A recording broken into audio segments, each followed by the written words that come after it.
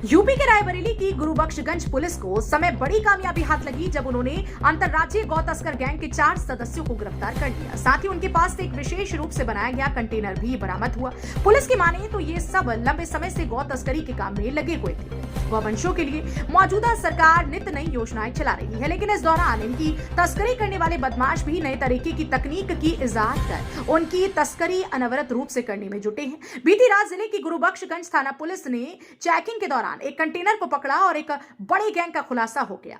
Police ने container में मौजूद 4 लोगों को गिरफ्तार कर लिया है। पकड़े गए लोगों से जब पूछताछ की गई तो सनसनीखेज खुलासा हुआ कि गौवंशों की तस्करी को बहुत व्यापक रूप से व्यवस्थित तरीके से किया जा रहा है। गौवंशों को एक विशेष रूप से बने कंटेनर में भरकर उन्हें एक राज्य से दूसरे राज्य में भेजा जा रहा है और इस कंटेनर के आगे एक पायलट गाड़ी भी चलती है जो खतरा दिखने पर तत्काल चालक को अलर्ट कर देती है। गौवंशों की तस्करी बिहार, पश्चिम बंगाल आदि राज्यों में बदस्तूर की जा रही है। राज्यों के बॉर्डर पर भी इनका सिस्टम है जो वहां से गाड़ी पास कराता है। फिलहाल पुलिस ने इस कॉकस को मौजूदा समय में तोड़ दिया है, लेकिन ये कब तक रुकता है ये तो वक्त ही बताएगा।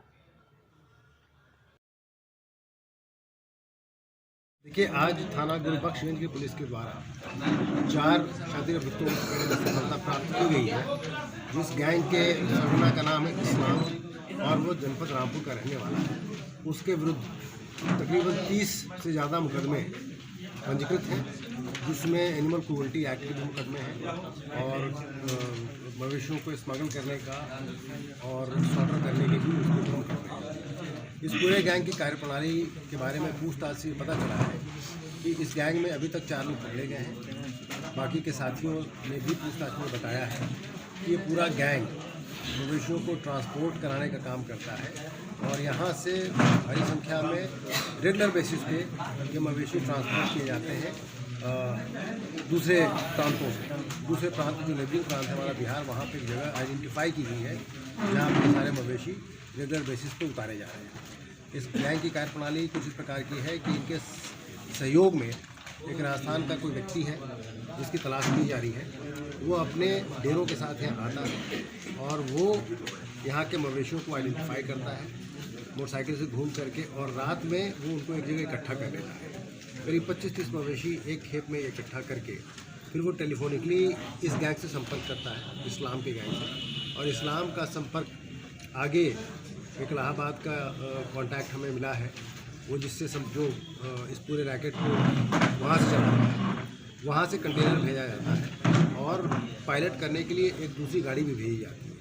कंटेनर में मवेशियों को चढ़ा करके स्विफ्ट गाड़ी जो पायलट करती है वो आगे आगे चलती है ताकि कहीं कोई पुलिस की चेकिंग की बात हो या किसी भी तरह का अवरोध हो तो इनको पहले ही सूचना मिल जाए और गाड़ी पीछे वो खड़ी कर दें। अगर कहीं कोई अवरोध नहीं मिलता तो ये गाड़ी को चलाते हुए 4 से 5 घंटों के जर्नी के बाद वो बॉर्डर उसको पार करा देते हैं।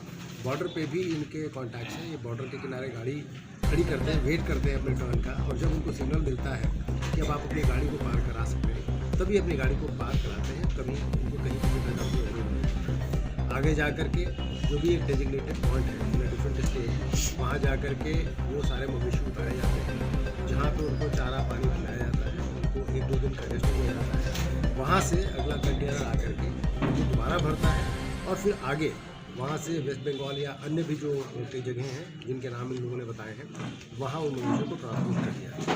इस प्रकार से ये एक इंटर स्टेट गैंग है जो इस तरीके से मवेशियों को ट्रांसपोर्ट कर रहा है। इनकी गिरफ्तारी के बाद इनके कब्जे से वो कंटेनर बरामद किया गया है। वो कंटेनर भी एक खास किस्म से बनाया गया है।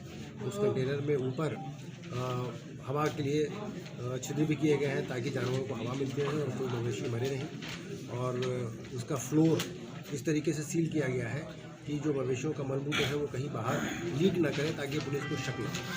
बीच में एक गैलरी भी है जिसमें इनके आदमी लगातार घूमते रहते हैं और मवेशियों का ध्यान रखते हैं और ये देखते हैं कि कोई मवेशी बैठे नहीं था, उसको लगातार खड़ा करते हैं। इस तरीके से ये कंटेनर डिज़ाइन किया गया है। वो कंटेनर भी पकड़ा गया है।